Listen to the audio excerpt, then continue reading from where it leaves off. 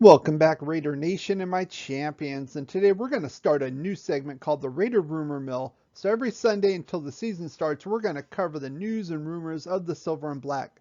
So let's get started. As I have in past videos, I'm going to be using what I call ciphers to be ranking the predictions and rumors that we're going to be talking about today. And here they are. These are basically animated GIFs, and I'll explain these real briefly to you. This first one is basically I kind of agree with it, and I'm pretty happy about what I'm hearing. This next one is I agree with it, and I'm kind of indifferent. Yeah, that's okay. This one here with Steve Carell is I do agree with it. I'm not so happy with it, but it is what it is. This one here is, I'm not really agreeing with it. You wait and see with this particular player. I think I have a little bit higher expectations for them. This one here with Kenan Thompson of SNL, this is more like, are you sure about that? And then this one here with Denzel slamming the door shut on the guy is basically, get the F out.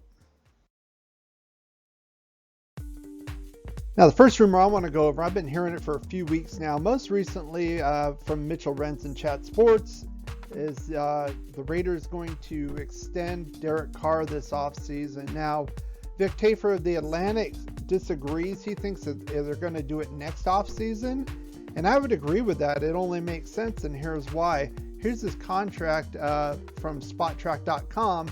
So he's going to be making $22 million this year, a little under $20 million next year. We still have another year to sign him, and more importantly, the salary cap took a hit last year due to COVID and the lost revenues in the NFL. It would be good to see how far it can bounce back, and then that way we could give an accurate market value for him. Another thing that Mitchell talked about in this is that basically he was saying that if the Raiders do not make the playoffs this year, that the Raiders should not give Derek Carr an extension and let him go in free agency after 2022. And I disagree with that. Are you sure about that? Because, basically Derek has been playing with kind of okay, average type talent on the offense, and the defense has been terrible. And he came off a great year last year. So what I would want to do, I'd want to see how he actually performs himself. Now, I did put a video out here earlier in the offseason, should he stay or go? And I gave points for and against it. If you want to take a look at that, I'll put a link in the description. But I would prefer to wait and see how he actually performs individually and go from there. Next thing I want to talk about are some projected starting lineups for the 2021 season. Now, this came from an article written by Khalid Abdullah from Fansided, and he basically kind of went over who he thought would be starting on offense and defense. So here's his offensive lineup here, and frankly, that's pretty much what I had right after the draft. So here's what I had, and if you look at the boxes in silver, those are our starters.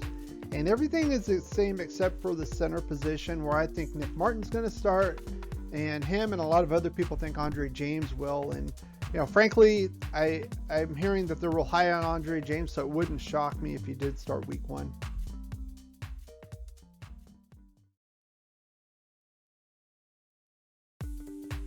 So here are the defensive starters from the same article. He just went with the base 4-3.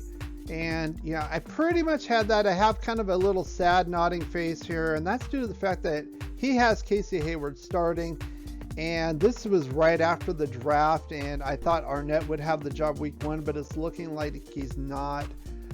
Also, David Irving was released. That was between when I did this and now, so I could totally see Quentin Jefferson taking over that spot. He did mention that he thinks that Arnett could be in the slot. I'm not seeing it. He's not practicing in the slot. I think, if anything, he's either going to be starting on the outside or he's going to be a backup, unfortunately.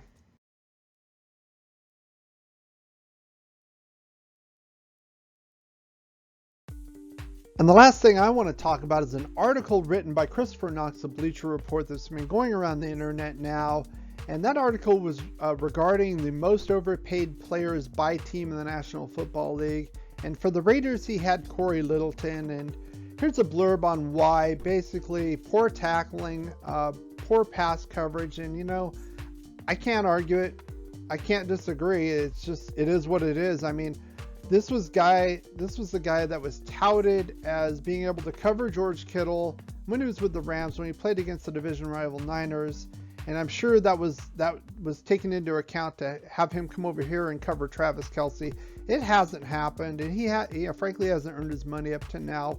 But I do have some optimism here, and I think he will improve. And this is why I think him and a lot of the other defensive players were basically lost back there. If you watch the games last year under Paul Guenther's system, I think Gus Bradley's got more energy. I think the system is a lot simpler, and I think he's going to utilize Corey Littleton a lot better. So look for better things from Corey Littleton in 2021. If you did enjoy this video, why not give it a thumbs up, like, share, and subscribe.